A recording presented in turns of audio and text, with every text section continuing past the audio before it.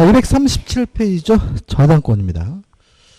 1번 저당권에 관한 설명 중 옳지 않은 것은 1번 목적 토지 이외 건물에는 저당권에게 미치지 않는다. 맞죠? 왜냐하면 건물과 토지는 별개의 물건이니까. 그죠? 2번 지연이자 지연배상금에 대해서는 1년분 안에 저당권이 미친다. 맞는 질문이고 3번인데 저당권의 효력은 부합물에도 미치고 종물에도 미쳐요. 등기했든 안 했든 따지지 않고 따라서 등기된 종물에만 미친다. X가 되고요. 답은 3번이죠. 4번 저당권은 피담보 채권과 분리하여 양도할 수 없어요. 부정성, 수반성이고 5번 저당권의 이체는 부동산 및 지상권, 전세권이죠. 따라서 전세권도 저당권의 목적이 될 수 있다. 맞는 질문이죠. 2번 문제 잘못된 거 답만 보면 될 것 같은데요. 3번이죠. 자, 우리가 저당권자는 스스로 뭐 하지 못하죠? 점유하지 못합니다. 따라서 반환 청구권이 없기 때문에 3번이 답이죠.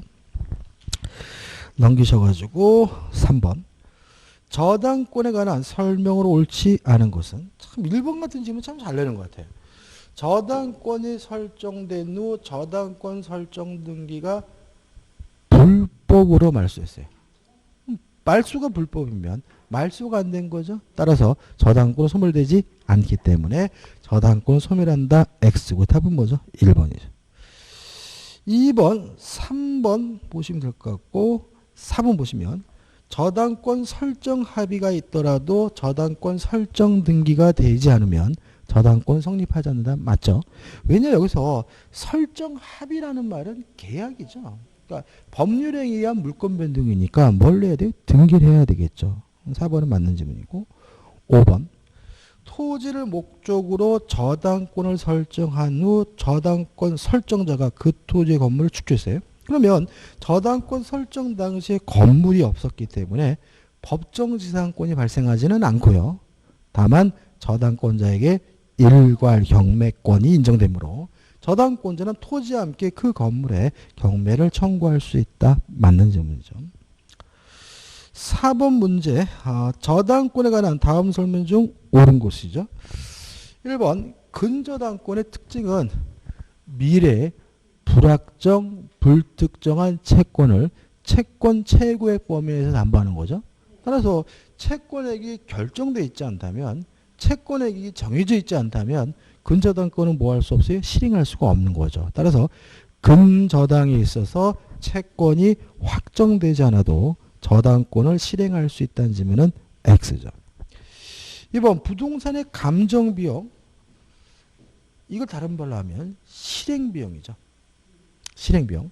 실행비용은 저당권에게 미치지 않는다. X죠. 그죠? 다시 말하면 저당권에 의해 담보되는 것은 원본, 이자, 위약금, 지연배상금, 실행비용이죠. 실행비용까지 저당권에 의해서 담보가 되고요. 감정비용은 대표적인 실행비용이니까 2번은 뭐죠? X가 되는 거죠. 3번 담보부동산의 보존비용 저당권자는요. 점유하지 않습니다.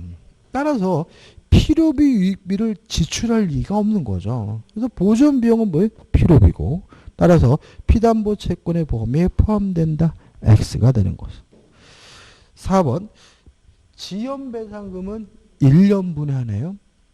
이자는 무제한이죠. 그죠? 이자는. 따라서 이자의 범위는 만기가 된 후 2년분에 한다. X. 2년분이 아니라 뭐죠? 무제한이기 때문에 4번도 뭐죠? X가 되는 거죠. 5번 저당권에 의하여 담보되는 채권은 피담보 채권은 제한이 없어요. 꼭 금전 채권일 필요는 없습니다. 따라서 금전 채권이 아닌 특정물 임도 청구권, 특정물 임도 채권을 담보하는 저당권 설정 계약도 가능하기 때문에 5번이 뭐죠? 맞는 질문이죠. 우리가 금전 채권일 필요는 없다. 금전 채권이 아니더라도 뭐예요? 저당권 설정이 가능하다. 답은 뭐죠? 5번이죠. 5번 문제입니다. 저당권에 관한 다음 설명 중 틀린 것을 찾네요. 2번이 답이죠. 왜냐하면 저당권이 실행되면 경매가 이루어지게 되면 모든 저당권은 무조건 소멸한다. 따라서 2번 후순위 저당권자의 경매 신청에 의하여 경락이 실행되면 선순위 저당권은 선택에 따라 배당을 수용하고 저당권의 소멸을 택하든지 아니면 배당을 거부한 채 저당권의 존속을 주장할 수 있다. X. 경매가 이루어지게 되면 모든 저당권은 무조건 소멸하게 됩니다. 4번 보시면 저당권 설정 등기가 격려된 후에 대항력을 갖춘 인차이죠. 그럼 이 사람은 최우선 저당권보다 후순위죠. 그럼 경매가 이루어지게 되면 무조건 뭐가 돼야 돼? 소멸이 돼야 되니까 임차는 경락에 대항할 수 없다는 지문은 맞는 지문이고 조심하시기 바라고. 틀린 것은 뭐죠? 2번이죠. 6번. 저당권과 용익권의 관계가 관한 다음 설명 중 잘못된 거죠. 뭐 세 가지만 기억하면 돼요. 첫째, 모든 저당권은 무조건 소멸된다. 두 번째, 용익권의 소멸 여부는 최우선순위 저당권과 비교한다. 세 번째, 유치권은 경매가 되더라도 원칙적으로 소멸되지 않는다죠. 그러면 1번, 저당권이 설정된 후에 용익권이죠. 경매가 이루어지면 무조건 뭐가 돼야 돼요? 소멸돼야 되니까 제3자는 경락인에게 권리를 주장할 수 없다. 5 맞는 질문이죠. 2번 저당권 설정 당시에 건물이 없어요. 그럼 법정지상권 발생할 수가 없겠죠. 따라서 나중에 건물이 축조되더라도 법정지상권에 인정되지 않는다. 5 맞는 질문이죠. 3번 저당권 설정 당시에 대항력이 있는 임차권이라는 말은 저당권보다 먼저 대항력을 취득했다는 얘기거든요. 그러면 경매가 되더라도 임차권은 뭐 되지 않아요? 소멸되지 않으니까 경락인에 대하여 임차권을 주장할 수 있다. 5 맞는 질문이죠. 4번 법정 저당권이 성립되기 위해서는 저당권 설정 시에 반드시 법정 지상권이 성립되기 위해서는 저당권 설정 시에 반드시 건물에 보존 등기가 되어 있을 것이 필요하다. X죠. 저당권 설정 당시 건물이 있으면 돼요. 무효가든 무등기든 따지지 않으므로 보존 등기가 되어 있어야 된다는 것은 X고요. 답은 뭐죠? 4번이 되는 거죠. 5번 판례는 법정 지상권이 있는 건물의 양수인입니다. 그러면 이 건물의 양수인은 지상권이 없죠. 그래도 건물을 철거당하지 않아요. 오히려 양도인을 대의해서 지상권 설정을 청구할 수가 있으니까 양도인의 대지의 소유자에 대한 지상권 설정 등기 청구권을 대위 행사할 수 있다고 한다. 맞는 질문이죠. 답은 뭐죠? 4번이 되네요. 넘겨보시면 7번입니다. 타인의 채무를 담보하기 위하여 저당권을 설정한 부동산 소유자로부터 소유권을 양수한 제3자의 지위죠. 이 사람 우리가 뭐라 그러냐면 제3취득자라고 하죠. 제3취득자에 대해서도 시험 문제 참 잘 나옵니다. 첫째, 변제할 수가 있다. 주의하실 점은 변제기가 도래를 해야 되는 거죠. 변제기가 도래하기 전이라면 제3취득자라 하더라도 변제할 수가 없고요. 두 번째, 담보되는 범위에서만 변제하면 된다. 그래서 만약에 일반 저당권이면 지연배상금은 1년분만 갚으면 되고요. 근저당권이면 채권 최고액까지만 갚으면 되는 거죠. 두 번째, 경매인이 될 수가 있다. 경락을 받는 것이 가능하고요. 세 번째, 필요비나 유익비에 대해서 제3취득자는 뭐 할 수 있죠? 우선 상환받을 수가 있다. 그죠? 이 세 가지만 기억하시면 되겠죠. 따라서 옳은 것을 찾는데 1번 저당 부동산의 경매 절차에서 경매인이 될 수 없다. X. 2번 채무자의 의사에 반해서는 저당 채무를 변제할 수 없다. X. 의사에 반해서도 뭐 할 수 있죠? 변제할 수 있죠. 3번 채권의 변제기에 상관없이 저당 채무를 변제하여 저당권의 소멸을 청구할 수 있다. X. 변제기가 도래해야 되죠. 4번 저당 채무에 변제한 때는 보증 채무에 관한 규정에 의하여 채무자에 대한 구상권이 있다. 맞는 질문이죠. 이건 뭐 적지 않아도. 왜냐하면 남의 빚을 뭐예요? 대신 갚았으니까. 답은 뭐죠? 4번이죠.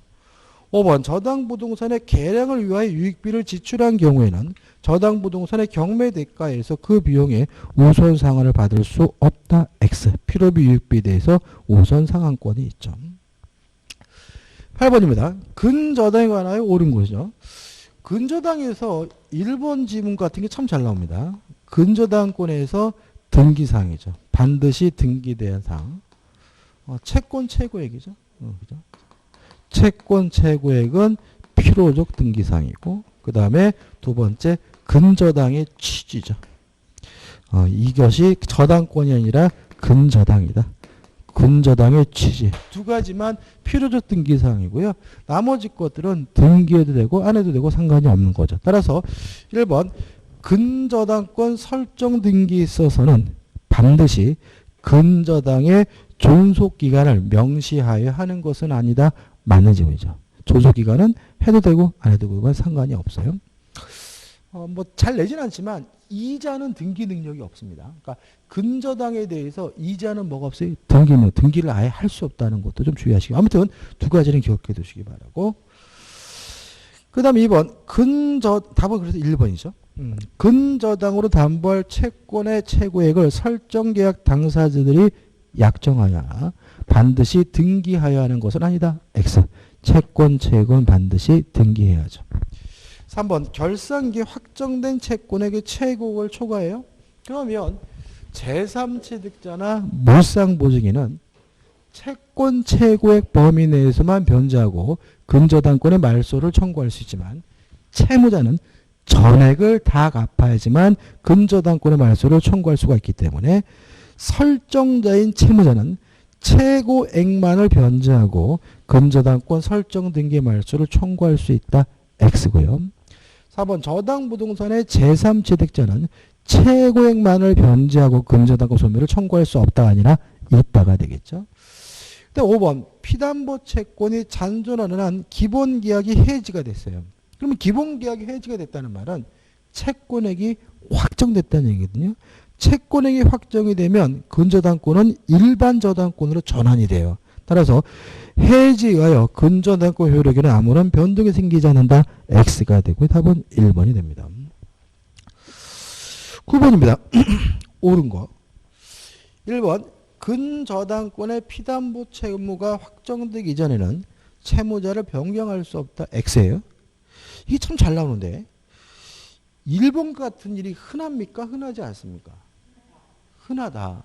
왜냐하면 우리가 대출을 끼고 사는 경우가 있잖아요. 아파트를 살 때 대출을 끼고 사면 채무자가 바뀌죠. 뭐죠? 채권액이 뭐 되기 전에요? 확정되기 전에. 그러니까 다시 말하면 채권액이 확정되기 전에 채무자 뭐 할 수 있어요? 변경될 수 있고, 흔한 이게 벌어지는 일이니까 시험이 잘 나는 거 같아요. 아무튼 1번은 뭐죠? 변경할 수 없다. X가 되는 거죠. 2번입니다. 근저당권의 확정 전이죠까지 일단 끊어볼게요. 자, 일단 근저당권의 채권액이 확정이 됐어요. 확정이 되면 그 후에 발생하는 원본 채권은 더 이상 근저당권에 의해서 뭐 되지 않습니까? 담보되지 않습니다. 근데 유의하실 것은 확정 전에 발생한 원본 채권으로 발생한 이자는 확정된 후에 발생한 이자라도 근저당권에 의해서 계속해서 뭐죠? 담보가 됩니다. 예를 들어 가지고 확정 전의 채권이 1억이에요. 확정된 채권이. 요 1억에 대해서 뭐가요? 이자가 발생됐다면 확정 후에 발생하더라도 근저당권에 의해서 뭐가 돼요? 담보가 되지만, 확정 후에 새로운 원본 채권은 근저당권에 의해서 뭐 될 수 없는 거죠? 담보될 수는 없는 거거든요. 이게 또 은근히 잘 나와요. 그래서 2번 보시면 근저당권의 확정 전에 발생한 원본 채권으로부터 그 확정 후에 발생하는 이자는 채권 최고액 범위 내에서 여전히 담보된다는 지문은 맞는 지문이고 은근히 잘 나오니까 꼭 기억해 두시기 바랍니다. 답은 2번이죠. 그 다음에 이제 확정식이죠. 원칙적으로 경매 신청 시 뭐가 돼요? 확정되죠. 다만 경매 신청한 근저당권보다 선순위 근저당권자의 채권의 확정 시기는 경락이니 경락대금을 완납한 때거든요. 따라서 한번 선순위 근저당권자가 경매를 신청하는 경우 후순위 근저당권자. 그럼 얘는 경매 신청 시 뭐가 돼요? 확정이 되겠죠. 따라서 피담보 채권의 확정 시는 경매 개시 결정 시다 X. 경매 신청 이게 이럴 거 아닙니까? 법원에다가 신청을 하고 신청을 했더니 법원이 주장이 맞는 것 같아. 자, 경매 시작한다. 경매 개시 결정을 하겠죠. 그러면 채권의 확정 시기는 뭐예요? 경매 신청 시니까 경매 개시 결정 시다라는 지문은 뭐죠? X가 되는 거죠. 4번 근저당권의 존속 중에 피담보 채권이나 기본계약과 분리하여 근저당권만을 양도할 수도 있다. X. 부종성 수반성에 반하죠. 5번 채권의 총액이 채권 최고액을 초과하는 경우에 채무자 겸 근저당권 설정 전은 다 갚아야죠. 따라서 근저당권 확정 전이라도 채권 최고액을 변제하고 근저당권 말소를 청구할 수 있다는 질문은 X가 되는 거. 따라서 답은 뭐죠? 2번이 되네요. 넘쳐서 10번이죠. 근저당에 관한 설명 중 틀린 것은 2번을 보시면 채권 최고액은 반드시 정해야죠. 반드시 등기해야 되죠. 따라서 근저당권 설정에 있어서 단벌 채권의 최고액을 정할 수도 있고 정하지 않을 수도 있다. X죠. 그죠? 11번입니다. 옳지 않은 것을 찾는데 3번 피담보 채권이 처분되면 근저당권도 이에 따른다. 기본적으로 뭐죠? 3번이 뭐죠? X입니다. 이게 어떤 특징이냐면 이런 겁니다.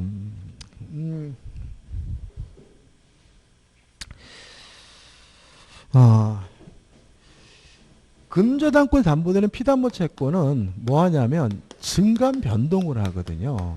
예를 들어 가지고 첫 달 채권은 1억, 두 번째 채권은 1억 5천, 세 번 달 채권은 8천 뭐 이렇단 말이죠. 근데 중간에 채권 일부가 만약에 양도가 됐다는 이유로 근저당권이 만약에 수반이 된다면 이제 이 사람은 더 이상 뭐 할 수 없어요? 거래할 수가 없거든요. 그래서 채권액이 확정되기 전이라면 일부 채권이 양도가 된다고 해서 근저당권이 뭐 되질 않아요? 쫓아가진 않아요. 그래서 근저당권은 부종손 수반성이 뭐죠? 완화되어 있는 게 특징이거든요. 따라서 답은 뭐죠? 3번이 되는 거죠.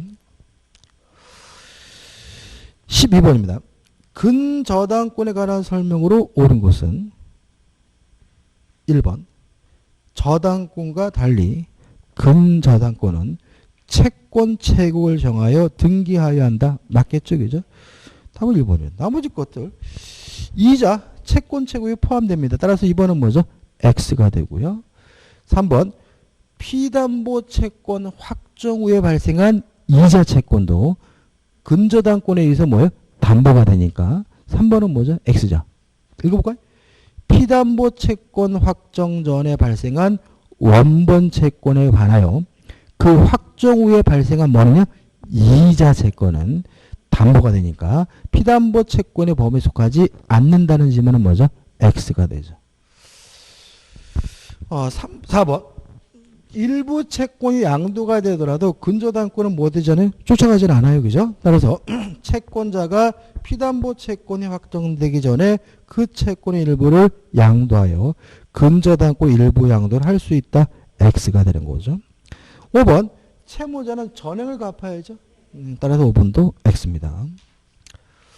자, 넘기시거든요. 이제 적중 사례 및 예상 문제입니다. 1번 저당권에 관한 설명으로 옳지 않은 것을 찾습니다. 5번이 답이에요. 자, 저당권자는 과실수취권이 없습니다. 저당권자 과실수취하려면 뭘 해야 돼요? 압류를 해야 돼요. 5번 보시면 저당권 효력은 저당부동산에 대한 압류가 없더라도 저당권 설정자가 그 부동산으로부터 수취한 과실 또는 수취할 수 있는 과실에 미친다는 질문은 X가 되는 거죠. 좀 신경 쓸 것은 뭐냐면 2번이에요. 자, 일괄 경매권이 인정되려면 그 건물의 소유자가 저당권 설정자 소유해야 돼요. 만약에 저당권 설정자가 아닌 다른 사람의 소유인 경우에는 일괄 경매할 수가 없어요. 그럼 역으로 말하면 만약에 다른 사람이 신축한 건물이라도 저당권 설정자 그 건물을 소유하게 됐다면 일괄 경매할 수가 있는 거거든요.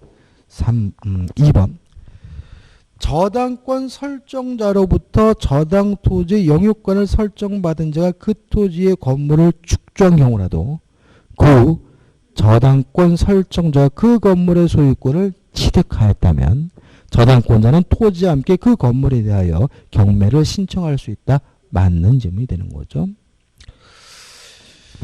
우측 2번 문제입니다. 2번 옳지 않는 것을 찾네요. 1번 보시면 저당물의 소유권을 취득한 제3자는 경매인이 될 수 없다. X. 제3자, 제3자도 경매되는 것이 가능하니까 답은 뭐죠? 1번이 되는 거죠. 3번을 보시면 압류하면 뭐가 인정되죠? 과실수취권이 인정되죠. 그죠?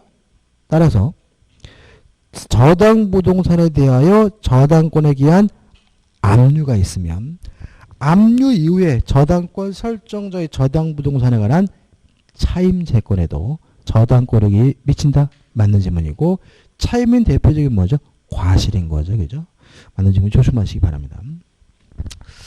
3번 문제입니다. 틀린 것을 찾습니다. 2번이 답이죠. 저당권은 그 단번 채권과 분리하여 타인에게 양도할 수 있다. X. 부종성, 수반성이 있으므로 저당권만 따로 분리해서 뭐 할 수 없죠? 양도할 수는 없는 거죠. 28회 문제인데 이렇게 쉽게 해도 됩니다. 넘기셔가지고 4번입니다. 법률이나 규약에 특별히 규정 또는 별도의 약정이 없는 경우 저당권 효력이 미치는 것을 모두 고른 것은 자 부합물에도 미치고 종물에도 미쳐요. 그러면 기억해서 저당권의 목적인 건물에 증축되어 독립적 효용이 없다라는 말은 부합됐다는 얘기죠. 따라서 저당권력이 미칩니다. 니은번 건물의 소유를 목적으로 한 토지 임차인이 건물의 저당권 설정. 아까부터 많이 했죠. 그죠? 건물에 설정된 저당권이 토지 사용권인 지상권, 임차권에도 미친다. 따라서 임차인이 건물의 저당권을 설정했다면 이 저당권 효력은 토지 임차권에도 미칩니다. 1번 구분 건물의 전유 부분에 관하여 저당권이 설정된 후 전유 부분을 소유자가 취득하여 전유 부분 일치가 된 대지 사용권도 저당권에게 미치겠죠. 그죠? 따라서 특징이 어떻게 돼요? 경매가 이루어지게 되면 기억 부합물에도 저당권 효력이 미치므로 경락인은 증축된 부분의 소유권을 갖고요. 그죠? 니은번 경매가 이루어지게 되면 경락인은 토지에 대한 임차권을 뭐하게 돼요? 취득하게 되고 디귿번 아파트를 경락받으면 대지 사용권 당연히 뭐죠? 취득하게 되는 거죠. 답은 뭐죠? 5번입니다.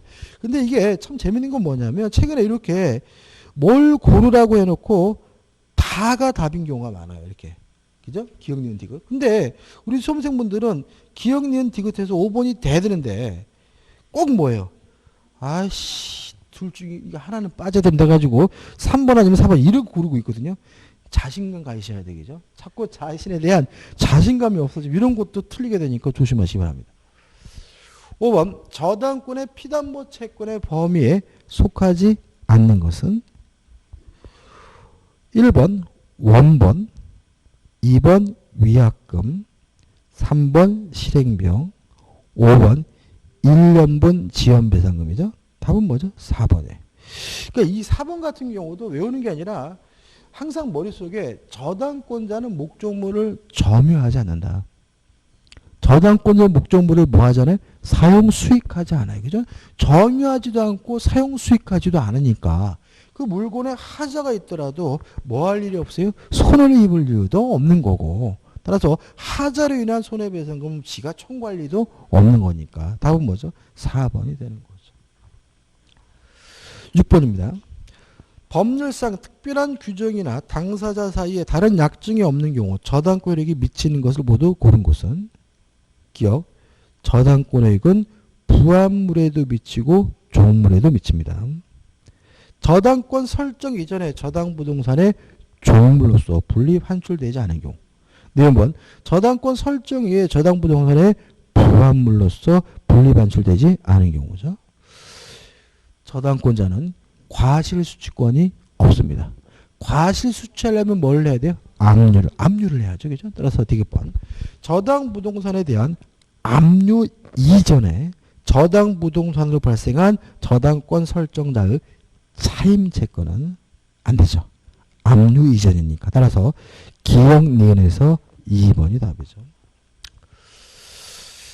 7번 문제입니다. 옳은 것을 찾는데 뭐 특별한 건 없는데 1번, 2번, 3번 계속 반복이고 답은 뭐죠? 3번이고 4번 압류해야 뭐가요? 과실수취권이 인정된다는 것도 잊지 마시기 바라고 5번 저당 부동산의 제3취득자는 필요비 유익비에 대해서 뭐 받을 수 있죠? 우선 변제 상환 받을 수가 있는 거죠. 답은 뭐죠? 3번입니다. 넘기셔가지고 8번 문제입니다. 갑은 채무자 을소의 부동산의 저당권을 설정받았다. 다음 설명 중 틀린 거죠. 4번 보시면 갑을 사이를 성립시키는 계약이 뭐예요? 그러면 갑에게 뭐가 없습니까? 채권이 없죠.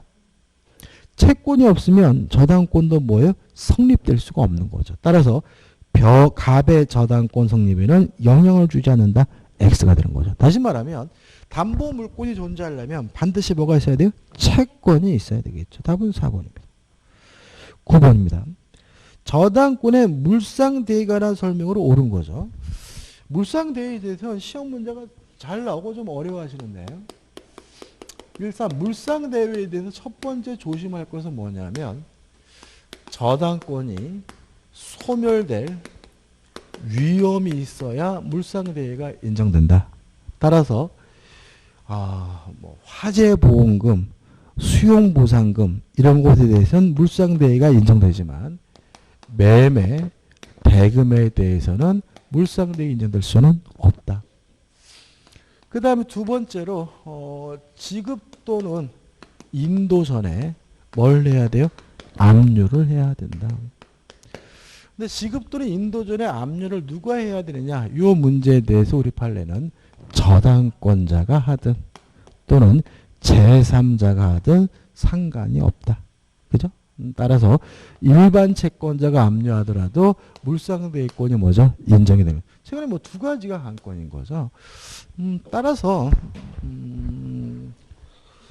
1번 대여할 물건이 제3자에 의하여 압류된 경우에는 물상대위성이 없다. X.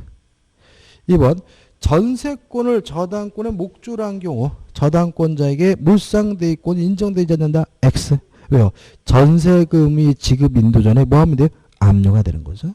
3번 저당권 설정자에게 대여할 물건이 인도된 후에 저당권자 그 물건을 압류한 경우 물상대위권 행사할 수 있다. X. 지급 또는 인도 전에 뭘 해야 돼요?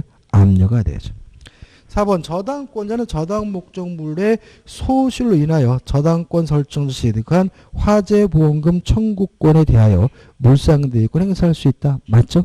전형적이죠. 답은 뭐죠? 4번이죠. 5번 자 우리가 수용보상금에 대해서는 물상대위권 인정이 돼요. 왜냐하면 수용당하게 되면 저당권이 소멸될 위험이 있죠. 왜냐하면 수용 대상물에 있는 소유권 이외의 모든 등기는 등기관이 직권으로 말소하거든요.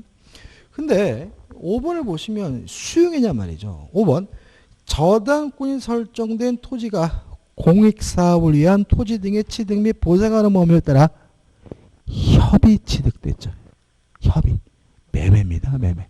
그러니까 이거는 강제로 뺏은 것이 아니라 수용한 것이 아니라 뭐죠? 매매예요. 따라서 협의 취득에 의한 이 보상금은 실질적으로 뭐죠? 매매대금이기 때문에 물상대위권 인정되지 않고요. 따라서 협의 취득된 경우 저당권자는 그 보상금에 대하여 물상대위권 행사할 수 있다는 지문은 X가 되는 건. 옳은 것은 뭐죠? 4번입니다. 우리 여기까지 할까요? 여기까지 하고 다음 주에는 뭐죠? 10번부터 해가지고 매매까지 할 수 있을까요? 매매까지 한번 나가보도록 하겠습니다. 다음 주에는 먼저 몇 페이지까지? 317페이지까지 한번 풀어보시기 바랍니다. 자, 오늘 수고 많으셨습니다. 고맙습니다.